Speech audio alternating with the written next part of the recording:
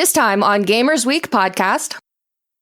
And there's always a way around a different IP address. You could contact your ISP and say, hey, just for whatever in Griggles, can I get a new IP address? And they say, okay. Right. No reason, just another new IP address. This is your fourth one. Right. I want to start fresh. What can I say? Reminds me of that scene in the movie Don't Be a Menace where he's like, don't ask no questions.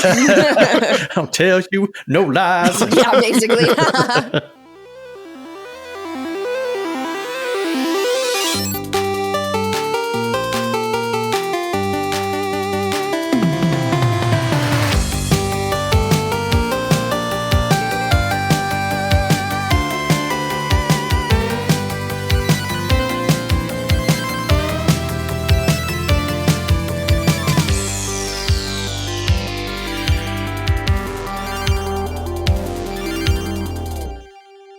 Well, I am ready. I am ready. I got my Bud Light Seltzer here. Oh, how fancy. Cherry limeade and twisted berry. Greetings, everyone, and welcome to Gamers Week podcast. Like the name says, we analyze the best, the worst, and the weirdest headlines of the past week in the video game industry. This is episode 4, and today is Wednesday, January 12th, 2022. Frick. I've done so well all year. 2022. I hope everybody knows what year it is. All right. You're still writing 2021 on your checks, aren't you? Actually, I did have to write a check this week. It was so weird. Hello, everyone. My name is Blue Williams. I will be your host for this evening, and I am here with my two wonderful co-hosts. I have Ryan Payne, a.k.a. Retro Game Brews, and the one and only Donnie G. How are you guys? I'm doing great. Excellent. And you hear that? It's the one and only. There's not another one. No, there is not. There are several of me, by the way. Ryan is a dime a dozen, but there's one and only Donnie G, and we have him here. All right. Today's episode is proudly sponsored by the Retro Game Club podcast, and we will tell you more about them in just a little bit. But first, everybody knows that we launched our podcast last Friday, and it was crazy. I don't know how else to describe it. It was freaking crazy, right? Nuts. Absolutely nuts. We were not expecting, in any way, shape, or form, the wonderful response, all the encouragement, all the messages, all the congratulations that we got. It was insane. So we want to share a couple of highlights of our week. We want to send out some thank yous to some people, and then we will get on with the show. So first off, here were some of our highlights of our week. We had over 400 downloads just in our first week. Now, that may not sound like a lot to you, but before we started, we were like, gosh, we hope we get 50 downloads. I mean, those of you who have started a podcast know how hard it is to start a brand new podcast completely from scratch. And we weren't expecting much. And then we were just so grateful and thrilled to see how many people were interested in hearing what we had to say. We had so many shout outs and messages that for a brief shining moment, we were actually trending on Twitter. How nuts is that? We were trending. We were trending. Maybe for 10 minutes, but it was there. We have photographic proof. It's something. It's something. And then finally, Leroy Patterson, the Sneak King collecting wrestler, said that if we ever want him on the podcast, he'd be happy to pop in. Which we will definitely take you up on. We would totally take him up because we want to hear all about those 2,706 Sneak Kings in your collection. Don't forget the 6. Don't forget the 6. The 6 is very important. So we also got a ton of feedback on the show, and there's way too many comments to share them all. But here are kind of a few of them that stuck out to us. So first of all, from Steve Rangel, it said, finishing up the first episode of Gamers Week podcast, and I'm looking forward to future episodes. Loving everything about it. Go check it out if you haven't already. Thank you, Steve. That is awesome. Thank you, Steve. Yes. Next up from Cadis is awesome job. Easily a top 5 podcast for me, without a doubt. Which first week, that's saying something. Right? So that's not bad. I'll take it. Next up from Spexy is nice podcast. You guys seem to have the right balance of informative and fun. You sound like you're a bunch of cool, nerdy, and in parentheses, yes, you can be both. Friends having a good laugh, chatting about the Gameverse. Good work and keep it up. From Fatal Vision, these guys nailed it. Want to see a gaming podcast done right? Look no further. Can't disagree with you there. Fatal Vision. And lastly, from Doongi Forever, I never found a video game podcast I liked till this one. I love the hosts, and just overall, it's a great show. I'll be listening to this when I'm level grinding in my RPGs. Nice. So we are happy. Aw, shucks. Yeah. So we're also getting a ton of compliments on our theme, which is admittedly lit. Can't disagree with that. So what we wanted to do is give a special shout out to our composer, which, by the way, he is from Finland. So if I mispronounce this, I apologize. Aksiseli Takanen. I tried. I apologize. We tried. Yep, we did. If you want to check out more of his work, you can visit him at AKSETAKA on Twitter or follow the link in the show notes. And just to let you guys know, we didn't have to pay anybody for those nice reviews. No. That's right. Is that a thing people do? I think so. Okay.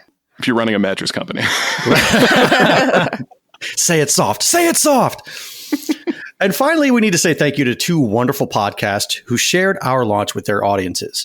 New Dad Gaming, a show about dads figuring out their gaming lives. And each week, Trevor and Jeff walk through their experiences both as fathers and gamers. With precious limited time for gaming, they talk about what games they're playing and what fatherhood has thrown at them this week. These are great guys, and we can confirm that you don't need to be a dad to enjoy their show. Visit newdadgaming.com to check them out. And I only wish this podcast was around about 10 years ago whenever I became a new dad and was still a gamer. We also want to thank A Gamer Looks at 40. A Gamer Looks at 40 is a podcast exploration of the history of video games as told from the recollections and stories of the everyday people who lived it. Bill Tucker decided to celebrate his 40th birthday by looking back at his life through the lens of the games he has loved. This show is a fun nostalgia trip you should definitely check out. You can find Bill on Twitter at A Gamer Looks at 40. And I was actually on the most recent show, so definitely check that out. How did that go? I listened to it. He got called a rabble rouser. I did, but he's not wrong. He's not wrong. Well, I don't know about that, but I'll defer to Bill, I guess, on the matter. It's his show. All right, so I know we've kind of been going on and on about it, but really we are just overwhelmed and humbled by the response to the show. We can't thank everyone enough for their kind words. And we really, really hope that we can continue to provide a fun show for you all for a really long time to come, because we're having a blast doing it. And to know that people are enjoying what we're doing makes it even that much better. For sure. Agreed. I mean, it's not always easy to kind of put ourselves out there, and the response that we've got really provides us with motivation to keep going. So thank you all. Mm-hmm. All right, now let's get into the meat of the show, and it is now time for the very important poll. Every Monday on Twitter, we post our VIP. That is a very important poll. And if you'd like to participate, be sure to follow us on Twitter at GamersWeekPC. So our question this week was, what is your favorite fighting game franchise that is not Street Fighter or Mortal Kombat? Our choices were, in third place, Soul Calibur with 22.5% of the vote.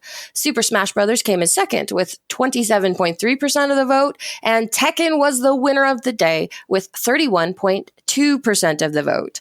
We also had 12% of people voted other. And so let's take a look at some of their answers. At BlazeKnight0923 said, Injustice is hands down the best non-Mortal Kombat fighting game series, as it's made by the same developer. It's the DC Comics universe fighting game I never knew I wanted. Plus, you get some awesome guest characters like the Teenage Mutant Ninja Turtles. At SMB Flurry says, King of Fighters. There are so many great Neo Geo fighters like Fatal Fury, Samurai Showdown, and Last Blade. At Madman2170 says, Marvel vs. Capcom. I love that series way more than both Street Fighter and Mortal Kombat, and that's because it's a series that cemented my love for the fighting game genre. It's literally the only fighting game where I love to just discover things for myself. At Bogus Meat Factor says, Virtua Fighter is the jazz of fighting games. You play at the rhythm and pace custom to you, and it's a complex art form a lot of folks refuse to understand. It is the best without question. And finally, at Ants Maybe Cool says, Grand Blue Fantasy Versus. It's a very easy fighting game to get into. Anyone can throw a fireball, even my mom. Hey, Mom, give me a Hadouken. I love that. I was like, maybe I need to look up that one. So, Right. Donnie, how did you answer? So my first answer was going to be Virtua Fighter. Even though I picked Tekken, for me, it was Virtua Fighter. And so my recollection back from the early days of the arcade is that Mortal Kombat came out first, 92. Mortal Kombat 2 came out in 93. And right after that, Virtua Fighter jumped on the scene. And it was one of the very first fighting games that I noticed that had the run feature where you could actually sprint at your opponent. And I just remember it was one of the first polygonal, however you pronounce that word. I don't want people to think I'm stupid, but it's okay, Donnie. We already do. You said it, not me. From my own mouth. It was one of the very first polygonal fighting games around, and it was very different than what we were used to as far as the Mortal Kombat craze with the live motion capture. So you had Street Fighter with its 2D sprites. You had Mortal Kombat with its motion capture, and then now you have Virtua Fighter, which was like the kind of like very first 3D fighting game. I spent a lot of time on Virtua Fighter aside from Mortal Kombat and Mortal Kombat 2. And then when Tekken came along, Tekken kind of took over because it had a more in-depth storyline. They really created the universe of Tekken, right. Got behind the characters and whatnot that they kind of didn't really do with Virtua Fighter. So I'm sticking with Virtua Fighter over Tekken. I loved Virtua Fighter. I remember going to the arcade and being like, wow, look at this. It's in 3D. And right. the whole map actually, spins around and caters to your movements and stuff. That was such an advance as far as gaming was concerned. And I remember people piling around watching that game when, how Mortal Kombat was when it first came out, where everybody was putting a quarter up. Virtua Fighter was like that nice second game that everybody wanted to play. The old I got next. Yep. My quarter was the fourth one. No, mine was the fourth one. Right. It was a daunting task trying to keep eyes on your quarter. And if you stepped away from that machine even for a split second, you run the risk of somebody just taking your quarter and be like, okay, it's my turn. You're like, whoa, where's mine? You're not going to go get a soda. You're not going to go to the restroom. You put your quarter down and you are committed. You stay there. Right. Might as well pee in your pants. There you go. I was like, why didn't we bring like a Sharpie? Priorities. Nobody thought of that. I guess not. What was your answer, Ryan? So this one was a recent discovery of mine. I had been doing some research for games for an RGB high score for the Genesis. So I had an EverDrive cart of all of the Sega Genesis as well as Mega Drive games. Started this one up to see how it played, and I found myself playing this game for about 2 hours. I didn't even realize it until I was about 2 hours in. But that is Samurai Showdown. Great game. What a great take on the fighting game genre to, instead of making it something that's a little bit more futuristic and modern, they took it back to feudal Japan, where, of course, you're a samurai. You've got a whole bunch of different weapons, a lot of gore and blood. So that was in there. So that I'm sure I would have loved as a kid. So, but just a really fun game. The controls are really tight, and I know that they've gotten a few different renditions. I think they're up to 5, and then they recently, last June, came out with a compilation version of it as well. So it's still out there and it's still popular. And my goodness, it's a lot of fun. I can't confirm. I have like a bargain basement EverDrive. I should see if it's on there because I There don't. you go. Did you get that at Big Lots? I got it for Christmas. My sister's like, hey, I know you like, she doesn't know any better. She's like, I know you like video games. So here's one of those like 999 games in one cards. I gotcha. So I'm like, thank you. The thought that counts. But I'll see if it's on there because I don't think I've spent any significant time with it. So. Oh, you definitely got to check it out. Yeah. Yeah. Blue, what was your choice? My choice was Tekken. I'm not the biggest fighting game fan ever. To be honest, I really completely suck at them. I'm so bad at them. I love Mortal Kombat. Mortal Kombat is like the coolest series ever. Even when I was a kid, like when it first came out, and I remember looking at the kids who could play Mortal Kombat and just being like, oh my God, it's so cool. And I just can't do it. I'm so bad at it. But for some reason, I can play Tekken. So I don't know why. Maybe Tekken's just a bit easier. I don't know enough about the mechanics to tell you why I can play Tekken and not Mortal Kombat, but freaking heck, I will take it.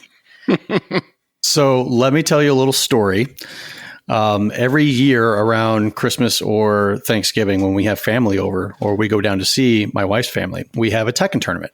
Okay. No kidding. You guys, it's awesome. It's a Tekken tournament. The whole family? Well, my wife's family. So like her brother, her brothers, their spouses, their kids and whatnot. We all get together and we just play Tekken. Mom and dad don't? The mom and dad do not. They don't partake in Tekken. They sit there and watch and have a good time. I was just envisioning grandma being like, take that. My foot. Yeah, exactly. But my wife will sit there. So we've played Tekken ever since we were dating when I would bring my PlayStation over to her house. And she would pick Eddie Gordo. And it's easy to spam Eddie's moves. It is so easy, and you would not believe how upset and pissed off I would get when I would lose because you just constantly spam the same button. He's doing his little breakdancing disco moves on the floor. I can't get up. Nope. No, couldn't do anything. So over the years, I've grown more knowledgeable and more seasoned with Tekken to where I can fend off her attacks and just like kind of look over and say, "You're messing with the best, son. What are you going to do?" And the entire family, it's their goal to try and take me down from my throne. Love that. That is awesome. Yeah, I can't wait till next Christmas. You'll have to update us on how it went. Yes, absolutely. Do you guys have like a trophy that you hand off every single year for the winner? No, but that's a good idea. But then again, I'd be the one carrying the trophy every single year. So what you should do is get a trophy for the worst, like a like a toilet trophy.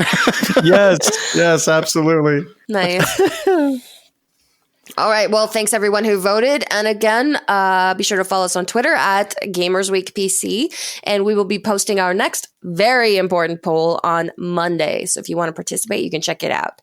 And now it's time to thank our wonderful patrons. So Ryan, cue the music. So you wouldn't think a brand new podcast would already have patrons, and frankly, no one is more surprised than us. Here are the generous folks supporting Gamers Week on Patreon. So we have 4 new patrons to announce. Wow. Yes, I know, right? Holla. So our first patron is Redox PDX. And by the way, special greetings to Shannon and Luke, who also listen to the show and we've been told are fans of the show. So thank you guys for listening. Thank you. Thank you. Yep. Zach, huge thanks. Random Retro Dude and Mikhail Lundin join Princess Kitty Mew Mew, Mega Retro Man, Emo-esque, Ryebread's #1 fan, Fruitcake's #1 stan, The Wizard of Zardoz, Clayman 71, Great Saiyaman 81, BNT Zilla Guy, Crunchy Kong, Sheriff Snacks, Frank Grande, Producer BTW, Ducks in Disguise, Games with Coffee, and Davey PGH. If you like what you hear today, and we really hope that you do, please consider joining us on Patreon. Your support helps cover the cost of producing the show, as well as other cool stuff we'll be doing like prizes and giveaways. Visit patreon.com/gamersweek or follow the link in the show notes to learn more. All right, let's move on to our headlines for the evening.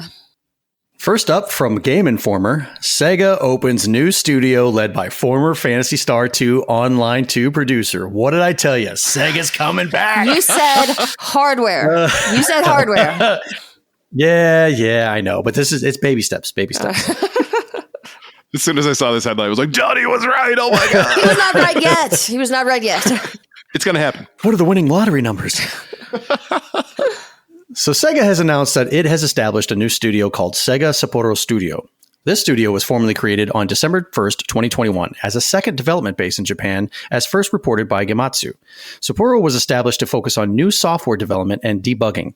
It will be led by former Phantasy Star 2 or Phantasy Star Online 2 chief producer Takaya Sagawa, who was promoted to a senior corporate position for Sega in April of last year. As the name suggests, Sapporo is located in the city of Sapporo, and the studio will hire locally to build a staff dedicated to designing, programming, and debugging game software. As expected with the creation of a new studio, Sapporo already has a website, which can be viewed here. VGC notes that Sega has multiple in-house development studios like Sonic Team and Ryuga Gotaku Studio, makers of titles like Yakuza and Judgment, but that they all work out of Sega's main development base in Tokyo. Sapporo will serve as another development base akin to the original. So, Sega has opened yet another development house. While I'm not sure that this points to the hardware that Donnie was wishfully hoping for. It's baby steps. Baby steps. It probably means that they're going to increase their game output, which could be cool. I hope so, because this is just a game debugging studio. So I'm assuming they'll get titles in that they're responsible for, testing and debugging and whatnot. But maybe this is all the guise of building up your own in-house talent, so they can identify certain things and get better at building a specific type of game. And then all of a sudden, this is going to switch to something else to where they'll actually be putting out their own titles. Mm-hmm. But who knows? So, dream scenario. What are the Sega titles that you would love to see Sega release for a modern console? I don't know. That's a loaded question. I mean, I can't really answer that question right now, because do I want something new? Absolutely. Do I want something old from their countless titles in their library? Yes. A million times yes. Mm-hmm. I don't know. That's a very good question. I can't answer that right now. I like how his voice keeps going in and out because he's looking over at his shelves to try to see what to say, and then he comes back. So I will go then first, if that makes it easier for you. So I would love another Phantasy Star Online. I think that would be awesome to bring that back. As I understand that community is still very vibrant online. So I would love to see another edition of that. I'd also like to see some old titles. Like, for example, bring out another Gunstar Heroes. That would be awesome. Ooh, there you go. Yeah. Yep. And if they could bring like a remastered version of the Genesis, and I guess it was also on Super Nintendo. Probably Super Nintendo was the better version of it, but fix all the issues that was with the Sega version, Sunset Riders, bring another Sunset Riders. I would love that. The Super Nintendo is the de facto standard for the Sunset Riders. For sure. I do have the Sega Genesis version. I have yet to try it out. I know that's kind of, people are like, what? You have that game and you haven't played it? Yes, I have a ton of games that I haven't played that I've just received in collections that I've bought and whatnot. It's taking some time. And then Mutant League Football. Yes. Mutant League Hockey. I know that they have released recent versions of that, but I'd love an official release from Sega. I think it would be cool. Like, I still haven't played the newer version of Toe Jam and Earl that came out a couple years ago. Oh. Yeah, I still haven't played that either. I wanted to, but I still haven't. But they've got an amazing... Oh, did you? How was it? I feel like some of the magic was gone. Gotcha. But if you like the first one, you'll probably like this one. Good to know. So it's more like the first one rather than the second one with Planet Funkatron or whatever it was?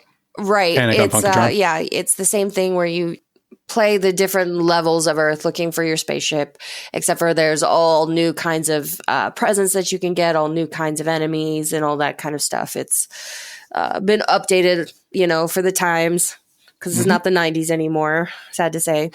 It's not? I sure dress like it is. I think you just ruined Donnie's day right there. Sorry. I know we agreed not to tell him. Cat's out of the bag. Yep. What year is it? All right, next up from GameSpot, Xbox boss Phil Spencer calls for cross-platform ban program. Xbox boss, that is such a difficult tongue twister of a phrase. Xbox boss. Right. Xbox boss Phil Spencer has revealed that Microsoft would like to help get rid of bad actors in the online gaming landscape by creating a multi-network program whereby bans that apply to Xbox, for example, might also carry over to networks from other companies. Speaking to the New York Times, Spencer acknowledged that this would be a hard one to achieve, but it's something he hopes to see someday. Something I would love us to be able to do, and this is a hard one as an industry, is when somebody gets banned in one of our networks, is there a way for us to ban them across other networks? He said. Alternatively, Spencer said he would embrace a system that allows players to bring their banned user list to them on another platform. I'd love to be able to bring them to other networks where I play. So this is the group of people that I choose not to play with, because I don't want to have to recreate that in every platform that I play video games on, he said.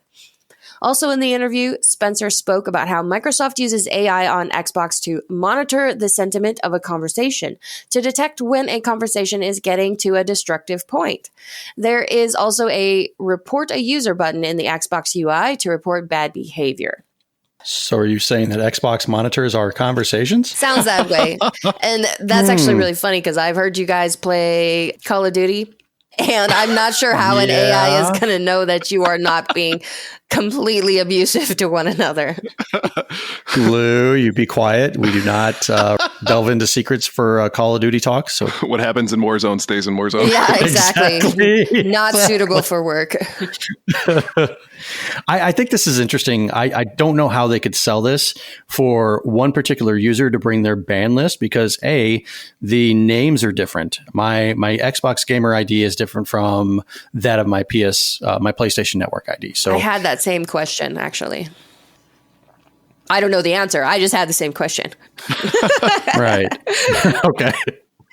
And another thing is, how do they keep track of? So let's just say a user, are they talking about the people who actually do something nefarious or malicious, like is running a cheat program or what have you, and they get themselves banned by the company that makes the game? And how long do you ban this person for? Because let's just say it's some young kid who just wants to show off or impress some people and whatnot. He's like, oh, look, I'm the best COD player around, but he's using a cheat program. He gets banned. Would you want to give that person a chance at redemption later on in life instead of having them perma-banned? That's a great question. And one of the other things that I was thinking about too about this is from the perspective of being able to accomplish this. In order to do that, you would need every single company who's utilizing this cross-platform ban to have the same rules and policies. Right. Because if you're going to ban it for one thing that's not against the rules on another one, you're going to run into a lot of trouble with that. And the only way I can think of as well is if for banning somebody with different usernames is to ban their IP, which means that everyone in that household would also be potentially banned if somebody did something. So if you got like a hothead little brother, that would suck. Ruining it for everyone. Right. So that's the only solution. So, I mean, there's obviously a lot of unintended consequences for doing this, but I get the sentiment. I get the desire to want to make this a better gaming community, to remove some of that toxicity that people are trying to avoid. But it would be far too difficult to try to figure that out. Especially, with the different naming conventions that you'd see between platforms. And there's always a way around a different IP address. You could contact your ISP and say, hey, just for whatever in Griggles, can I get a new IP address? And they say, okay. No reason, just another new IP address. This is your fourth one. Right. I want to start fresh. What can I say? Reminds me of that scene in the movie Don't Be a Menace where he's like, don't ask no questions. I'll tell you no lies. Yeah, basically. But I agree with the desire for this. I think that, again, at the end of the day, making every single effort to try to remove some of the bad experiences that people have run into because of people working nefariously. And what sounds like to me is that more of his focus is the behavior piece to it. Because at the end, he was talking about the fact that it can, the UI can detect if something is getting to a destructive point. That also brings up a crap ton of subjectivity, though. So you would have to have some really hard rules. You would have to have some really hard examples of policies and procedures, and all of those companies would have to agree upon them. Well, it could be something like how you can randomly get your YouTube channel banned, or you can lose your Twitter account. Almost every day I'm hearing about somebody who has had, or some company or somebody who's had their YouTube account shut down, frozen, whatever, for some sort of violation. And because it's an automated process that does it, they can never get an answer on what it is that they've done. They never have an opportunity to remedy it. It's going to be a give and take if this is the direction. Like if the Xbox community, and I'm going to guess a large part of it is also the first-person shooter community, cares so much about stomping out cheaters at any cost, then maybe that is perfectly acceptable. Those kind of casualties are perfectly acceptable to that community. I don't know. I'm not part of it. So Right. All right, next up from The Verge, why Take-Two wants to pay nearly $13 billion, that's billion with a B, for the maker of FarmVille. So Take-Two Interactive just announced its intent to buy FarmVille developer Zynga for $12.7 billion in what could be the biggest acquisition in video game history. It's an absolutely massive deal. To put into perspective, the acquisition would be $5 billion more than Microsoft's $7.5 billion purchase of the parent company of Skyrim maker Bethesda Softworks. You can throw in the money Disney paid for Lucasfilms and still have cash left over. Wow. Jeez. that really does put it in perspective. Holy crap. Right. So what is Take-Two getting its money for? Yes, big Zynga games like FarmVille, Words with Friends, and High Heels will join Take-Two's own roster of franchises that include Grand Theft Auto, NBA 2K, and Civilization. But perhaps more importantly, Take-Two will now be able to use Zynga's expertise building hugely popular free-to-play mobile titles so it can make a new hit games based on its own property. In fact, Zynga will be the new brand for the Take-Two mobile efforts. Current Zynga CEO Frank Gibeau will lead that organization, indicating the potential direction of Take-Two's mobile future. The deal isn't just about turning Take-Two's games into mobile hits. Take-Two highlighted how its expertise in console PC can be applied to Zynga's crossplay ambitions. Zynga is set to put its toe into the console gaming with Star Wars Hunters, which is coming to Nintendo Switch, iOS, and Android sometime this year. Take-Two plans to use Zynga's Chart Boost ad platform to acquire new users more efficiently and optimize mobile ad inventory. And yes, there is something with NFTs in the future, Gibeau said during Monday's investor call, that the idea that players will play to earn or play to own is a very compelling idea that we think will have legs as the industry develops. Has there ever been a more businessy, menacing sentence than acquire new users more efficiently and optimize mobile ad inventory? No, there has not. We talked in episode 2, I think it was, about the crazy revenue being brought in by mobile and free to play, and the fact that Take-Two is willing to put down this much money, more than the entirety of Lucasfilm, more than the entirety of Bethesda, for freaking mobile games and a mobile game maker. It makes sense, doesn't it? But because of what we touched on in our previous episode on how much money mobile games are bringing in, this makes sense. I mean, it does. The math checks out, even if I have a tough time wrapping my head around it. Because we were saying that some of the top mobile games were making upwards of $2 billion.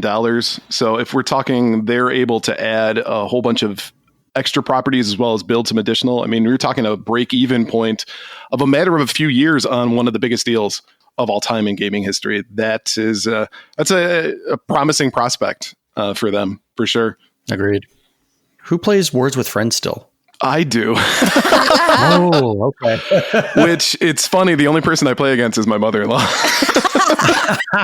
I mean, hey, sometimes those channels, you got to keep them open. You got to keep some goodwill flowing. So she is somebody who plays to the max, right? I'm almost fairly certain, not 100% sure, but almost fairly certain that she has at least spent some money to get some of those coins and stuff that you can get with Words with Friends in order to play more games or more rounds and matches and stuff, because I will play against her and then I will go check like the Friends leaderboard and she has like 30,000 points more than me. So, oh, wow. She's climbing the ladder. Right. And so it's impressive. She must be playing that at every moment outside of, obviously when she's working. But my goodness, it's impressive to see her level of dedication to that game. Wow. She sounds like those old ladies at bingo who have like 6 cards spread out in front of them. Right. She does play a bingo game too, by the way. Of course. From Looper.com, the video game you never knew Bob Saget was in. Rest in peace.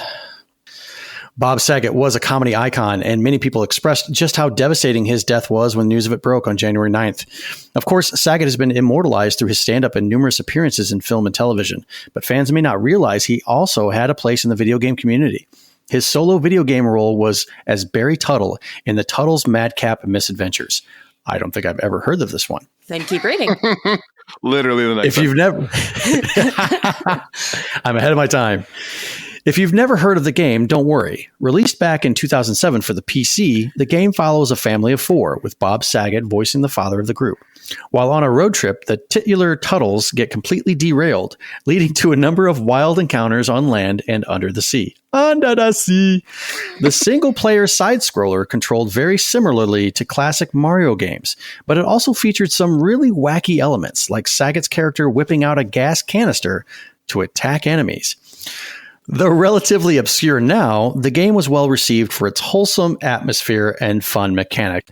In addition to the presence of Saget in solid reviews, the Tuttle's Madcap Misadventures also boasted more A-list stars and supported an excellent charity.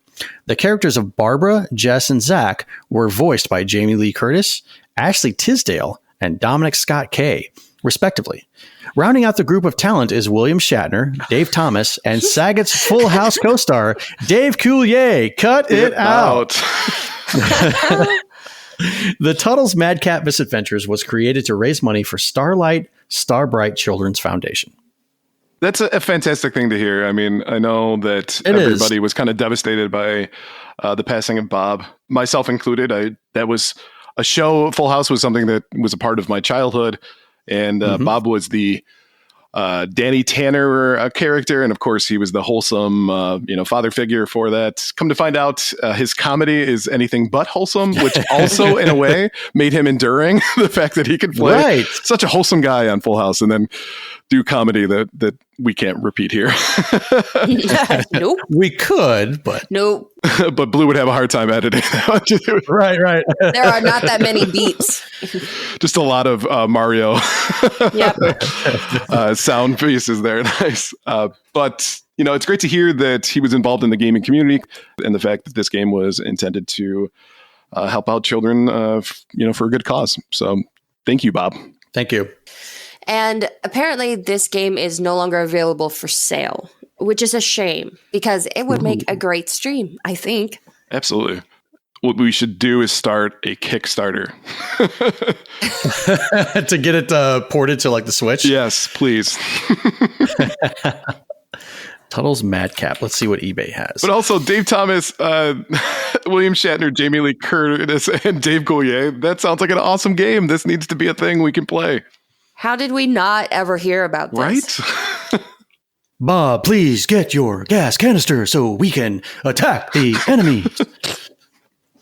Okay. It was a good Shatner impression. I'll give him about high five there. Yeah, Donnie, thank you. high five. Thank you. E for effort. E for effort. Effort. Virtual high five. So if you're looking for the Tuttle's Madcap Misadventures right now, you can find it on eBay. There are several different auctions to be had, and it doesn't look like any one of these are over $10. So nice. Go out, pay your respects to Bob, and pick up this game. Yeah, grab it. I'm sure our patrons will be happy to hear that their money is going towards a Bob Saget game and that we can stream.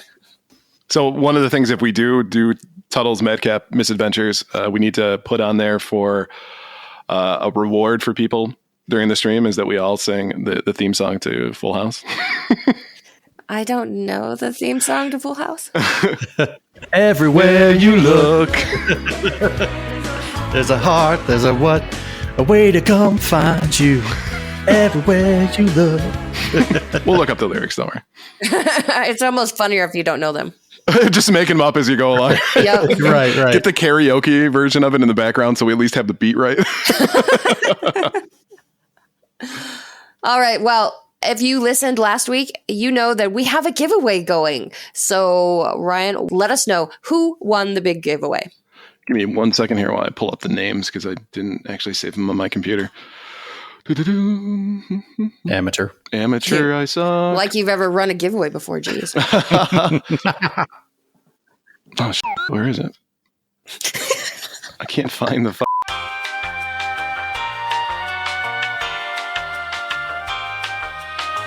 Oh, there we go. Got it. Our winners. Got it. Okay. Cool. Okay.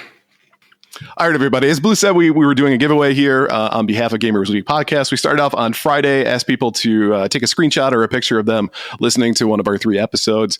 And we are super excited to announce who is going to be our winner of one of our 3 excellent prizes, which, of course, is a Yoshi crocheted doll thing. I still haven't decided what it is. It's not an action figure. I've been told it's not an action figure, which was very popular. People loved that.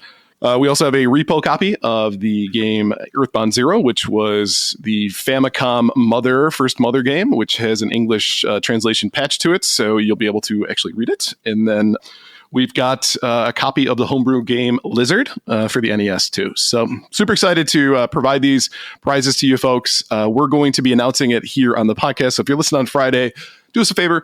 Don't at one of the winners until they at least announce it. God, you won! Right, exactly. So if one of the people was like, hey, look, I won. I listened to this episode. I won. By all means, tell them congratulations. But at least wait until we announce it on Saturday.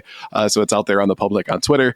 But here are our 3 winners. And the way it's going to work out is that since we have 3 of them, the person in first position gets the first choice, second gets second choice, and third gets third choice. So we will announce them in order. So drum roll, please. We have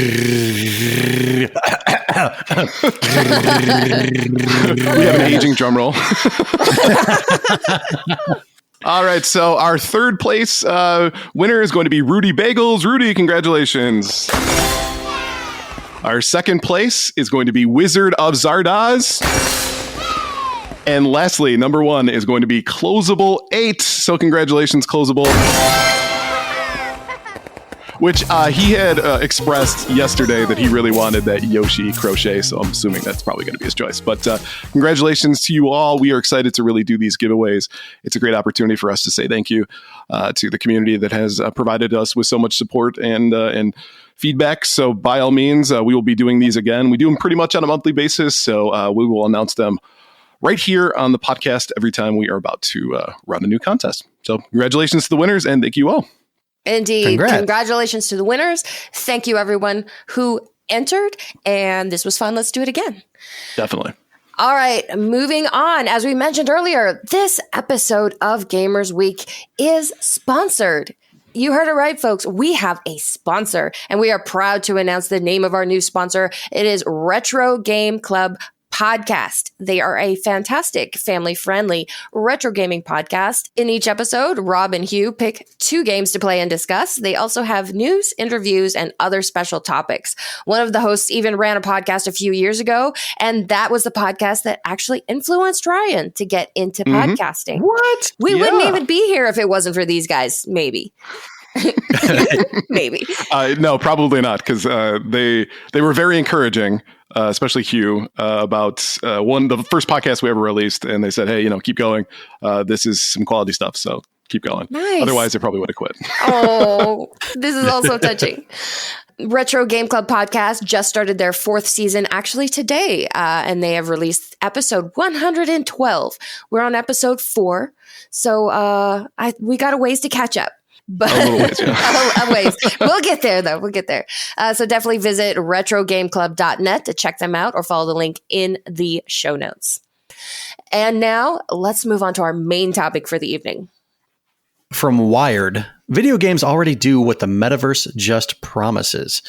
Last month, the New York Times wrote about something that was hardly new or newsworthy, a wedding in the metaverse. Instead of a church or hall, their wedding took place in the metaverse, specifically an unknown lo-fi virtual world called Verbella, an outgrowth of realty company XP World Holdings, which employs both halves of the couple. So let's be clear about one thing. There is no metaverse. At least not yet. No one really agrees on what a metaverse is, but averaging together the more credible definitions yields a persistent social cyberspace that intersects with the IRL economy and integrates with other online platforms. Right now, nothing is doing this at any notable scale. Instead, we have a couple of well-attended virtual worlds like Second Life, a handful of popular massively multiplayer online role-playing games like World of Warcraft, and a lot of tech companies salivating over a new way to brand their sprawl of digital products and services. Tech companies have discovered the benefits of characterizing a metaverse as a continuation of their own products or services. Meta, for example, has decided that virtual reality integration is important to a metaverse, and conveniently, its Horizon Worlds runs on the company's Oculus Quest headset. Then there are the blockchain companies preaching the essentiality of their own coins to their own cyberspaces. Now, after almost a year of hype, it has become marginally easier to separate meat from metaverse fat. What we're dealing with here is cyberspace, connected, incarnated, and economized. There's still just one problem. Everything actually desirable about this metaverse resembles a pared down version of the online games millions have been playing for decades. It's been 20 years since wedding bells were first rang in Second Life. Game developer Square Enix included mechanics for sending out invitations, composing vows, and exchanging rings in its 2002 Final Fantasy XI. Outside nuptials, online games already provide the most compelling functions associated with the metaverse, often with greater graphic fidelity, more complex social systems, and at a significantly larger scale. What are Decentraland or Horizon Worlds giving us that Second Life did not? More barriers to entry, it seems. To access Horizon Worlds, user must purchase a $300 Oculus headset from Meta. In Decentraland, users need crypto wallets for the game's proprietary ERC20 coin. And in most popular experience, avatars mill around in a low poly field next to a coin cart, selling the proprietary cryptocurrency. Woo! Even if video games do start looking more like metaverses and vice versa, it will still be a long time before even the most advanced virtual worlds reach any kind of snow crashian level of functionality or usefulness. For a metaverse to be truly interoperable, change-leading companies like Meta will have to work with other technology companies like Epic Games or Square Enix to stitch together their platforms and services. This seems unlikely, considering the past decades have shown tech companies are more inclined to consolidate than cooperate. It worked when big fish like Meta, then Facebook, were buying smaller ones like Oculus, but getting all the big fish into one happy pond seems doubtful and would produce a whole new set of problems. The things that make the promise of a metaverse intriguing, for the most part, already exist in online games, and much of what remains of that promise is unappealing, impossible, or greedy. That's why over the last year plus of lockdown, not one existing virtual world has been in a position to capture corporate meetings and e-commerce. Online games, in the meantime, bloated to accommodate a baser and more prevalent desire to be together and relate as people, not as workers or consumers. So before we start talking about this, I have one question for you. Have you started calling it Meta, or is it still Facebook to you? It's still Facebook. Are you kidding me? Yeah. Meta is a stupid name. Can I friend you on Meta? I'm reminded of the movie Coming to America, where the guy's like, if they want to be called Meta, you should respect their wishes and call them Meta. God damn it, this is a free country. If he wants to be known as Muhammad Ali, I'll be calling him Muhammad Ali. That was perfect. Spot on. We might get DMCA'd for that because it was so good. What? No way. It was pretty good. I'll give you that. Thank you. All right. So it's talking about the fact that obviously we aren't where we want to be in this space when it comes to the metaverse. What are your guys' thoughts on this? I don't know if it's not that we're not where we want to be. It seems to me that they're trying to shove something down our throats that we never asked for. Right. Kind of like NFTs, but isn't it funny how this goes hand in hand? Do we really even need the Oasis? Does the collective people want the Oasis? I do. Admittedly. I think the idea of the Oasis is great. A place you can go in. It's a hub for you to visit with friends and actually interact with them. But what does that do eventually for your real life persona? Because we know there are addictions to feed, like the Jules song says, and people can and do get evicted or not evicted, get addicted to video games. So if your real personal life is not what it should be or what you want to be, the easy escape is to put on that headset and go into your oasis, so to speak. And that, I think, can be detrimental to society. I agree in that sense that, this is something that has the potential and the likelihood to become something that's addicting. The other side of that I think of, though, from that point of view is, often in real life, there's certain things that people have to deal with that they would be able to avoid in that space. So, for example, let's say you're somebody who recognizes that you're somebody, say, that's trans, and you don't feel comfortable kind of coming out to your family or you're struggling to find a group of friends, essentially what you could do is create an avatar and be able to feel more comfortable in your own skin. Right. And I didn't think about the topic that you just touched on. That is one of the good things about this, is that it gives you an avenue to open up and be yourself, be who you really want to be true to yourself. Mm-hmm. But I think the thing to keep in mind about all this is that none of the companies interested in the metaverse care about that. No, that's a good point. 1 ounce. That's not why they're making the metaverse. That's not what their plans are for the metaverse. Their plans are to get every single penny out of us that they can, whether we want to or not, by somehow convincing us to buy all these services that will be associated with the metaverse that we're perfectly fine with without now. Perhaps this is just my perspective because I'm super old, but I mean, like, to me, this just kind of seems like a joke. I don't know how else you can take it.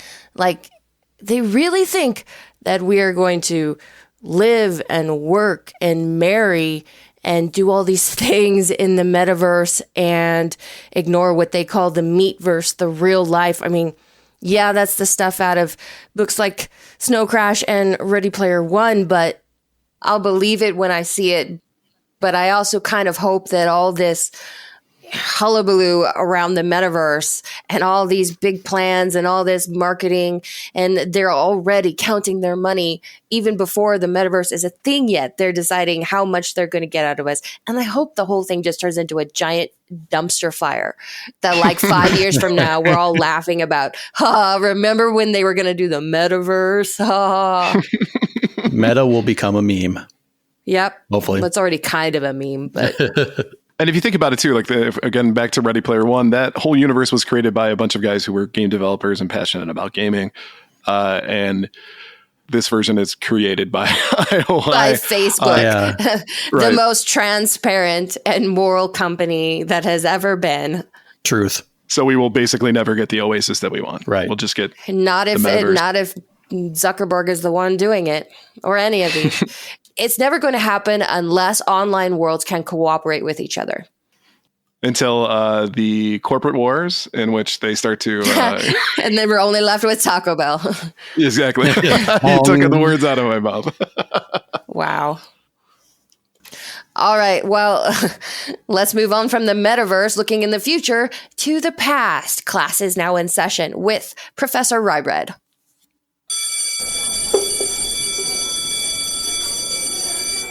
All right, thank you for coming, students. Please take your seats. Welcome back to Professor Ryebread's Gaming History 101. And today's lesson is how Nintendo inadvertently helped create a competitor that has turned into one of the largest gaming companies in the world. And I'm, of course, talking about the Super NES CD-ROM, or many of you may know it, the Nintendo PlayStation. So, one of the interesting arguments that I heard growing up is kind of a veteran, if you will, of the Sega Nintendo console wars of the 90s. I would hear fanboys say for Nintendo, like, well, Nintendo would never be dumb enough to make a CD add-on for the Super Nintendo. I've heard that 100 times. I did not hear that on the playground. Wow. The console wars were different than I remember. I may have said it. I don't know. Whatever. But the interesting part is that they were actually looking to kind of undermine the Sega/Mega CD, but the truth is that Nintendo was developing one in partnership with Sony even before the Nintendo or Super Nintendo was released. So take that, Super Nintendo fanboys, even if I'm one of them. Wow. So the question is, why cover this? So for one, at the time, Nintendo was king of the marketplace, and through poor business practice, actually ended up leading to kind of their fall from grace, if you will. And Sony in the 80s had absolutely no interest in getting into the video game market, and this obviously changed quite a bit of it. This story isn't just speculation or legend. There is a prototype out there of the standalone Nintendo PlayStation that has recently surfaced a couple years ago. So this is real, folks. But just bear in mind that all the research that has been done for this is based off of internet research, a lot of Wikipedia, a lot of NintendoLife.com. So if I didn't get it right, please do not sue me. Thank you. All right. So if we start at the beginning, it starts with Sony engineer Ken Kataragi, who first became interested in working on video games when he witnessed his daughter, and she owned her own Nintendo Famicom system. So he saw the interest that she had in it and the addictive nature to it. So he started to pushed to drive a project which would develop the audio system for the Super Nintendo. He said, hey, let's get into this. This is a good market. Look how well it's selling.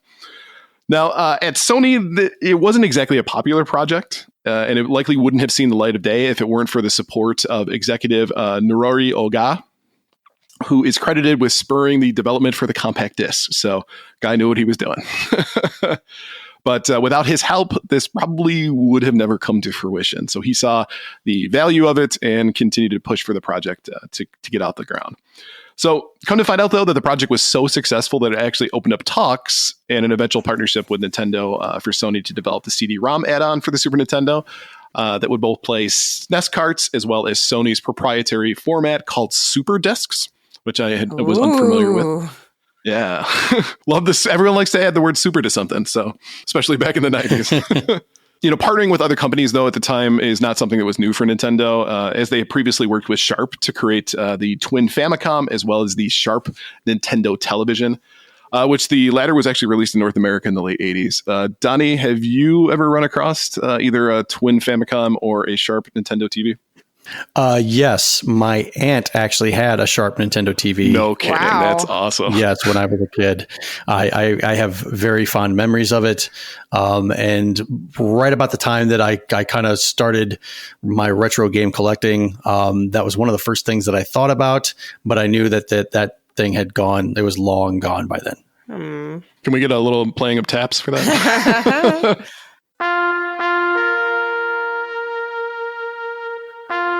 I'm pouring a virtual 40 out right now for it. There you go. So for those of you who don't know, Twin Famicom was a system that would allow you to play Famicom cart and Famicom disk system games. So it was all in one. Sharp Nintendo TV was a television with a built-in NES or a Famicom in it. So kind of cool stuff. So in 1988, development for the add-on as well as a standalone system began, but it wasn't without its skeptics again. So from Nintendo's point of view, Sony had a little bit more control than they liked over the licensing agreement for the system, which leads to a whole bunch of extra drama that we'll get a chance to kind of cover here. But under the agreement for Sony, basically they would retain full control over the Super Disc format. So that was theirs. They own the proprietary information for that, so that they would, sell that to developers and publishing companies, which was kind of counter to Nintendo's business model at the time. Nintendo at the time would actually sign agreements with game publishers for a set number of carts per year that they had to buy straight from Nintendo. So in a way, you were kind of forced to buy the technology they were used. So they were making money before you started selling the game and then when you sold it with them. So as well, they also had to pass these quality tests before earning the official seal of approval, which I question sometimes what games actually did pass that seal of approval. But I digress.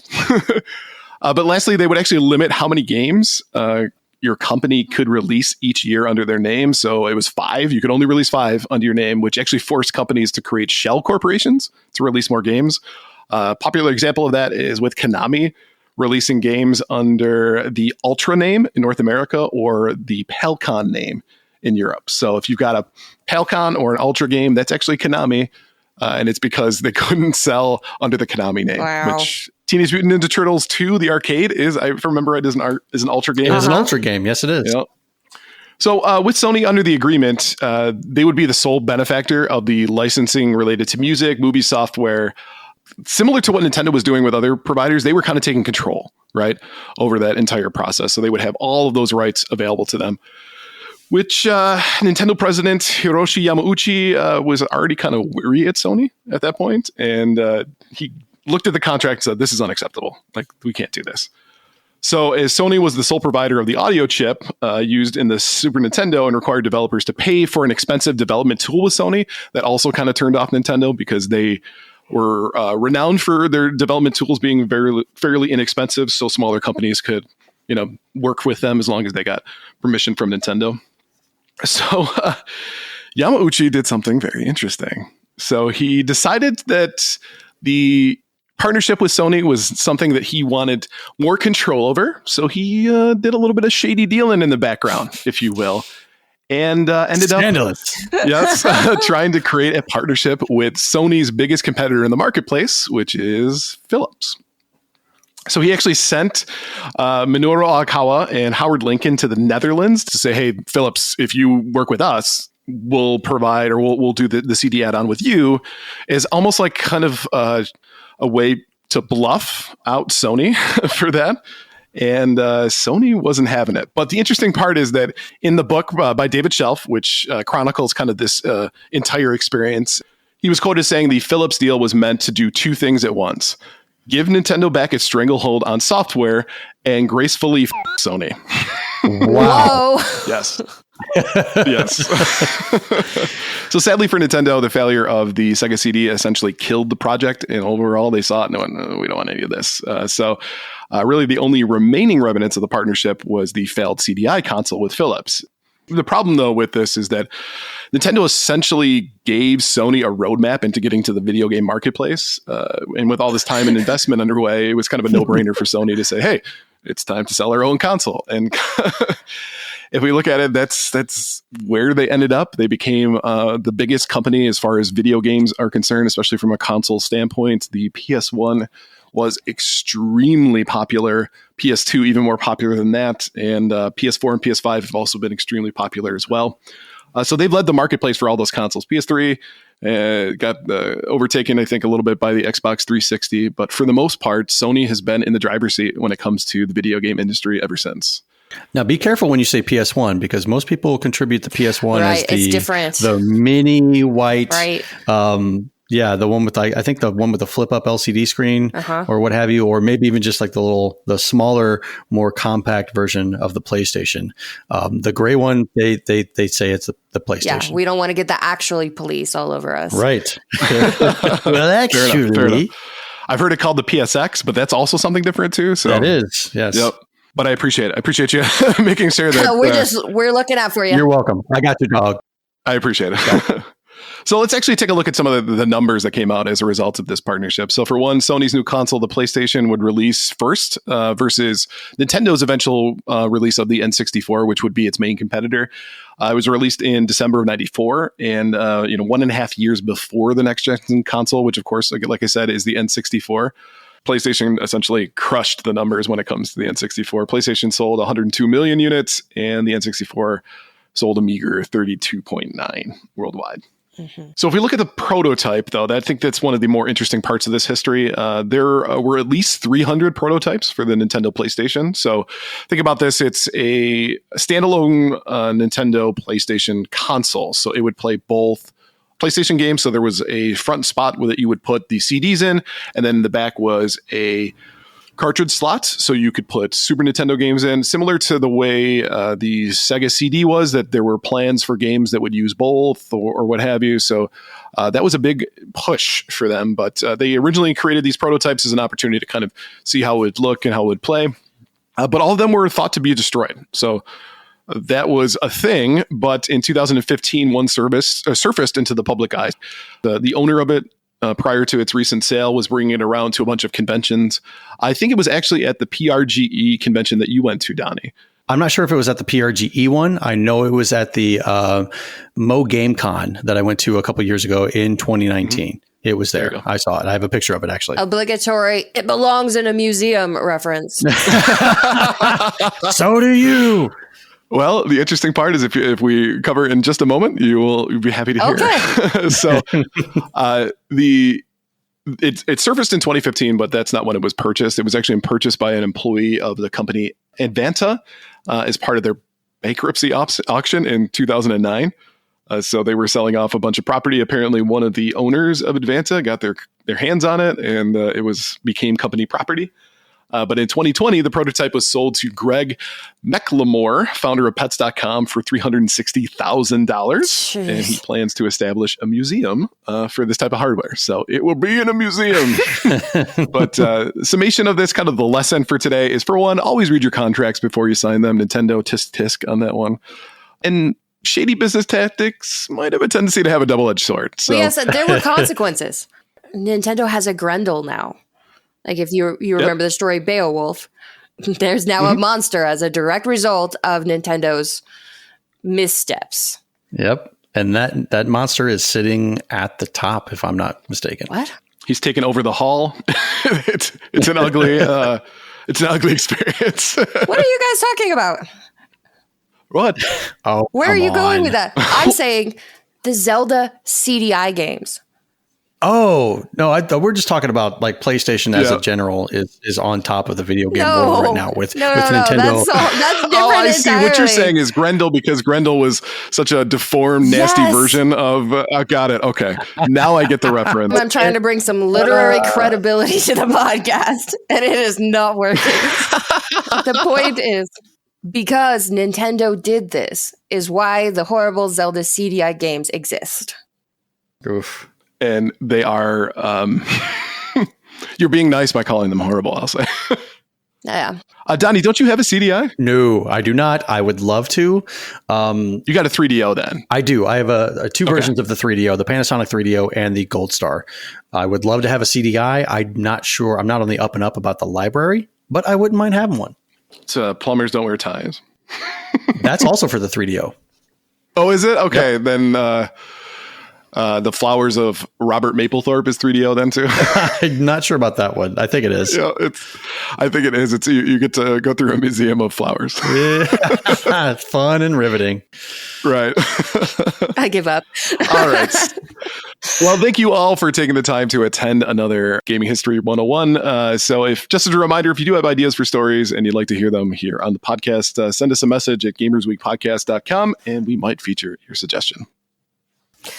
All right. Well, thank you, Professor Ryebread. And let's go ahead and wrap up this episode. Thanks, everyone, for listening to episode 4 of Gamers Week podcast. And a great big thank you to the Retro Game Club podcast for sponsoring this episode. Be sure to check out their links in our show notes.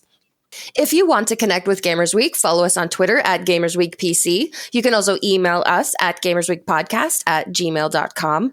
Check us out on Twitch at twitch.tv/GamersWeekPodcast. Support us on Patreon at patreon.com/GamersWeek. And a big new announcement, we have a merch store. Woo! Yeah, baby. Visit gamers-week-podcast.creator-spring.com. Or if you want to do it the easy way, follow the link in the show notes. And finally, since you made it all the way to the end of this episode, please leave us a review. Let us know how we did. We really do want to know. And while you're there, consider subscribing on iTunes or your podcast platform of choice. That's it for us tonight. Thank you, everyone, and we'll see you next week. Thank you. Good night. I thought you were about ready to pull an Evan Baxter.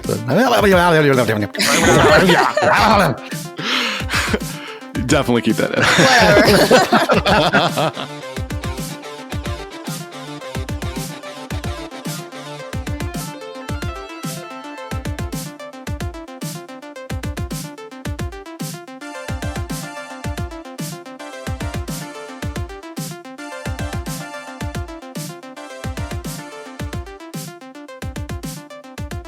Whatever.